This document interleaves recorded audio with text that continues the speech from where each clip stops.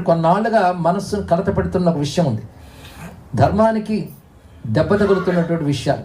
దానికి కొంత కారణం మన అజ్ఞానం, మన ఉదాసీనత, మన నిర్లక్ష్యం. మరొక కారణం ఏంటంటే ధర్మాన్ని దెబ్బతీస్తే దేశాన్ని దెబ్బతీయచ్చని మనకు తెలియదు, కానీ మన శత్రువులకు తెలుసు. అందుకే మన ధర్మం మీద అవాకులు చవాకులు పలుకుతూ, ధర్మంపై ప్రేమ తప్ప అవగాహన లేని మనకి మన ధర్మం మీదే అనుమానం కలిగేటట్టు దుష్ప్రచారాలు చేస్తూ దానితో దేశాన్ని దెబ్బతీయడానికి విదేశాల నుంచి స్వదేశంలో కూడా అనేక దుష్ట వ్యూహాలు జరుగుతున్నాయి. కొంచెం తెలిసిన వాళ్ళకి మాత్రం ఈ ధర్మం ఎలా రక్షింపబడుతుందా అని ఒక వేదన కలుగుతుంది. దేశం క్షేమంగా ఉండాలని ఒక బాధ కూడా కలుగుతుంది. ఉండాలని కోరిక కూడా ఉంటుంది ఇక్కడ. అలాంటి కోరిక అందరికీ ఉండాలి. అందరూ మన పరంపరలో దేశం బాగుండాలి, ధర్మం బాగుండాలి కోరుకోవడమే అత్యంత ప్రధానం. అది రెండు కోరుకుంటే మనం ఎలాగూ బాగుంటాం. అందుకే అందరి క్షేమం కోరుకోవాలి. అందరి క్షేమం కోరుకునే సనాతన ధర్మం క్షేమంగా ఉండాలి. దానికోసం మనం ఏదైనా చేయాలి, మనం చేయగలిగింది. అయితే ఇప్పుడు ఎవరెవరు ఏ సాధనలు చేస్తున్నారో వాటి వేటిని మానవద్దు, అవి అలాగే కొనసాగించండి. కొత్త చెప్తున్నారు కనుక పాత వదిలేయడానికి సిద్ధంగా కూర్చోవద్దు. పాతవి కంటిన్యూ చేయండి, అంత చేయగలుగుతారు అంత చేయండి.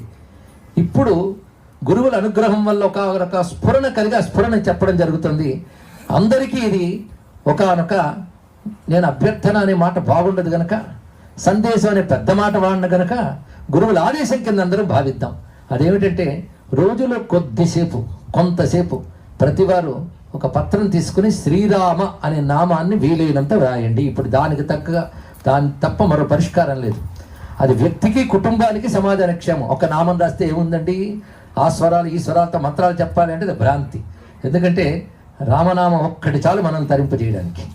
అది మనల్ని, ప్రపంచాన్ని కూడా కాపాడుతుంది. ఇది నీడ్ ఆఫ్ ది అవర్, చాలా అవసరం.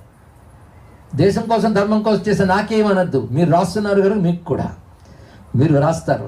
ఎంత వీలైతే అంత అనే మాట మాత్రం గుర్తుపెట్టుకోండి. బిజీ కారణాలు చెప్పద్దు. ఒక్క 5 నిమిషాలు లేదా 2 నిమిషాలు సంఖ్య పెట్టుకోవద్దు. రామకోటి అని నేను లేదు, రామనామం రాయమన్నాను నేను.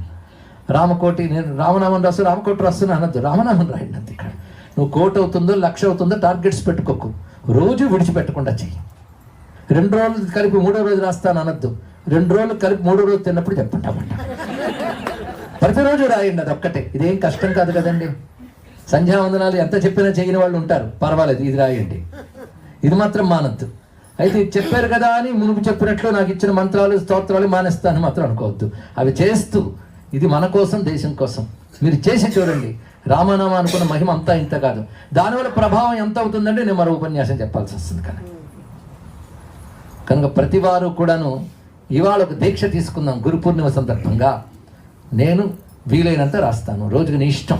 ఇవాళ 5 నిమిషాలు కుదిరింది అనుకో 5 నిమిషాలు రాయి, 2 నిమిషాలు కుదిరితే 2 నిమిషాలు రాయి. అది పొద్దున కుదరకపోతే సాయంత్రం రాయి పడుకునే లోపల. అయితే ఉదయం ఒకసారి స్నానం చేయాలి, స్నానం చేసిన తర్వాతే దీక్ష. ఎలా పెడితే అలా కాదు. కనీసం ఒక రాత్రి వేళ కాళ్ళు చేతులు ముఖ ప్రక్షాళనం చేసుకునేనా రాయండి. ఇక్కడ ఎంతో కొంత ఆ వ్రాయి అనేది ఆ రోజు నేను నిద్రపోను అని ఒక సంకల్పం తీసుకుని ఎంతమంది మళ్ళీ పూర్ణిమకు రాసి చూపిస్తారో చాలా సంతోషం. ఇక్కడ శ్రీరామ, అంతకు మించి ఏమీ వద్దు. ఇక్కడ రాసేటప్పుడు అనుకోండి శ్రీరామ శ్రీరామ శ్రీరామ చాలు. ఎందుకంటే ఈ యుగంలో ఇంతకు మించిన గొప్ప మార్గం మరొకటి లేదు. అది ఎందుకని తర్వాత మీకే తెలుస్తుంది. మీ జీవితంలోనే మార్పు కనిపిస్తుంది, మీ ఆలోచనల్లో మార్పు కనిపిస్తుంది. అది రాస్తున్నప్పుడు మీకు తెలుసో తెలియకుండా ఇంద్రియాలు, మనస్సు రాముడితో అనుబంధం ఏర్పడతాయి. అదొక్కటి చాలు. రామ అంటే ఆనంద స్వరూపం, అది సర్వదేవతాత్మకమైన స్వరూపం. అదే శ్రీరామ.